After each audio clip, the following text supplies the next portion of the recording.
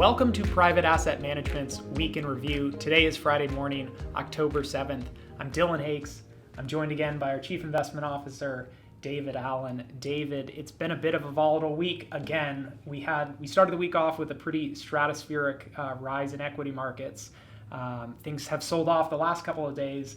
It feels like we're back in this scenario that we've talked about in the past where good news is bad news is good news. The markets are hoping for bad news. That's going to drive markets higher because, potentially going to back the Fed off. We got some good news today that seemed to reverse markets. What happened this week? Well, starting off over the weekend, to begin the week, I think one of the things that really sort of catalyzed that big gain that we saw early in the week was a reversal in the UK. This is a follow-up to a story we talked about last week where the UK, the new government there, did back down from their plan to cut taxes for the highest earners. That seemed like it was well received by markets, mostly because it's going to sort of quell any turmoil that we're seeing in international markets. So that was sort of what led off. But then, later in the week, we had a couple of business activity indices that came out from ISM, which I think both showed that there's been a slowdown in U.S. economic activity as we enter the fourth quarter. And then shifting gears again, at the end of the week, this morning, we saw an unemployment report that surprised everybody to the upside. I think everybody was a little bit shocked by how positive it came out. What did we learn from the report? Well, so in what we saw was that non-farm payrolls increased by 263,000. This is down a bit from where we were last month. So we are continuing to see payroll gains slow, but it was better than expected. And the real big takeaway, what I think the markets are mostly paying attention to, is that the unemployment rate, the headline unemployment rate, fell to 3.5%, down from 3.7%. So one of the things that the market would have hoped for is that we would get a larger increase in unemployment. Again, bad news, but that would potentially mean that the Fed would be further along in its process of slowing down the economy to fight inflation. And so that we didn't see that we actually saw unemployment fall to the lowest levels that we've seen since the 1960s. That's going to be received by the market as a bad sign, a sign that the Fed is perhaps going to be increasing rates a bit faster and doing that for a bit longer. We've talked about this over a number of weeks. The market is trying to get ahead of what the Fed is actually going to do. It's trying to telegraph some sort of change. Is the market getting ahead of itself? I mean, are we actually going to see a shift in Fed policy based on a single report or one possible report that comes out negatively? So I don't think so. I mean, we had this data this morning, and I think all it really does is make what was very likely more certain, and that's at that next Fed meeting in November. We're very likely to get a 75 basis point increase in the Fed funds rate. That was already our expectation. I think most market participants already believe that, but this report just sort of solidifies that as what we're likely to see. It feels a little bit like the market is spinning its wheels a bit with each of these economic reports that comes out. There's some sort of hope out there that a single bad report is going to come out, that this is going to be the report that will have the Fed call uncle, stop this path of rate increases. What is it really going to take for the Fed to change policy? Well, I think two things. To really get a pivot, to get some, a slower path for monetary policy tightening or some reversal from the Fed, we really are going to need to see a sustained slowdown in inflation. It's not going to be one report that creates that environment. We're going to need to see several reports, consecutive reports that are showing inflation coming back down to trend. And that's going to be really, I think, the only thing that moves the Fed. In addition to that, I think they're going to want to see some better balance in the labor market, balance between labor supply and labor demand. Part of that might require some higher unemployment. But the other thing to think about is wage growth. And that's maybe one positive that we can take away from this morning's jobs data is that if you look at the trend in average hourly earnings growth, the monthly trend, it does look like we're seeing slower wage growth, at least from what we saw in midsummer. And that might be something that the Fed takes away as a positive from what's otherwise probably a pretty disappointing report in terms of fighting inflation. The other big piece of news we had this week, there was a meeting of OPEC plus, the oil producing countries, the cartel. They decided to cut production in global oil supplies. I think they cut something close to 2 million barrels per day. There's a lot of news going out there about this. What is that all about? So to put it in some context, this 2 million barrel cut is about 2% of global supply, so it's 2 million barrels per day. That's the reduction in their target for production. In fact, The actual cut that we're likely to see is going to be far smaller. OPEC plus members weren't producing at their production quota even before this cut. And so cutting it further is not going to have the same impact that it would if they were already producing at their prior limit.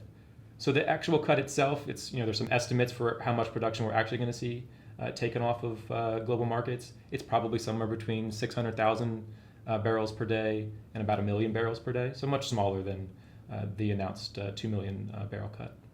We've seen the policy reaction to this be pretty negative across the spectrum from both political parties. Obviously in the White House, they're pretty unhappy about this. I think it's seen, as something that's not going to help the inflation fight that we've talked about.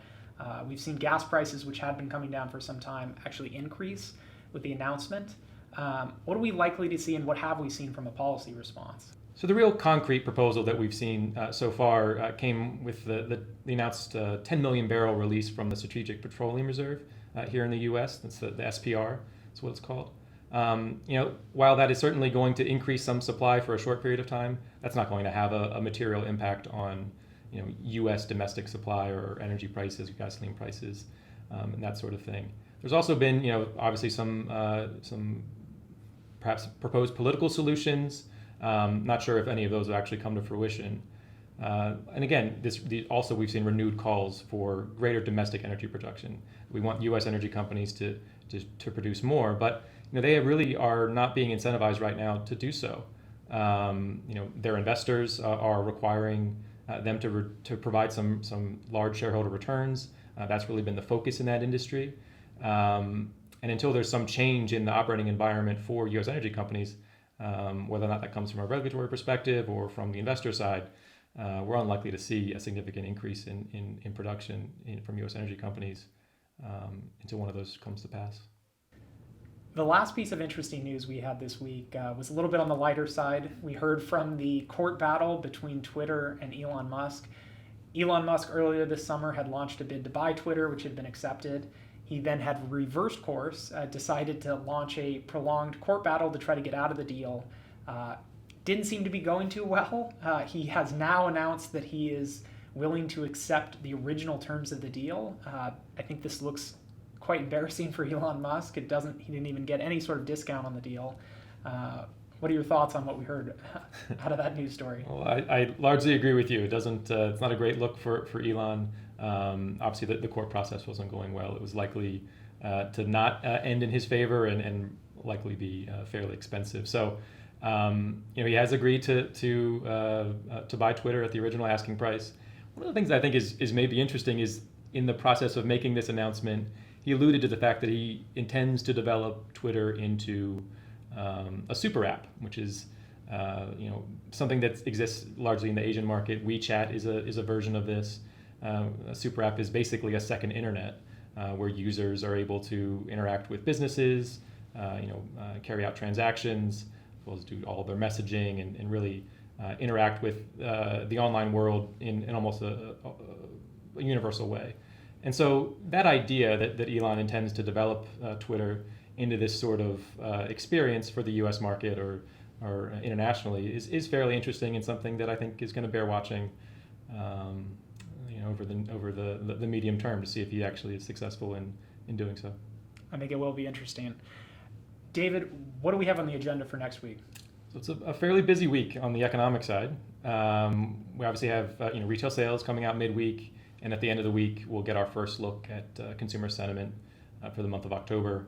That sentiment data is going to be important again for mostly looking at inflation expectations and where those are trending. They have been trending down. The Fed's going to want to continue to see them come down. But really, I'm bearing the lead a bit. The big report is going to be the CPI data. We are expecting a slight increase in the monthly growth on the headline, a slowdown on the core, and so we'll see how it plays out. But obviously, lower is going to be better from the perspective of markets and the Fed in that CPI data next week. I agree. I think the inflation is going to be the big report next week. As we talked about in this video, I think we need to get on track to see a few of these reports start to trend in a positive direction, and that will hopefully be a positive thing for the economy and obviously for markets. I want to thank everybody for joining us for Private Asset Management's Week in Review. I say it every week, but if you like this video series, please go ahead and like and subscribe on our YouTube channel. We will see everybody next week.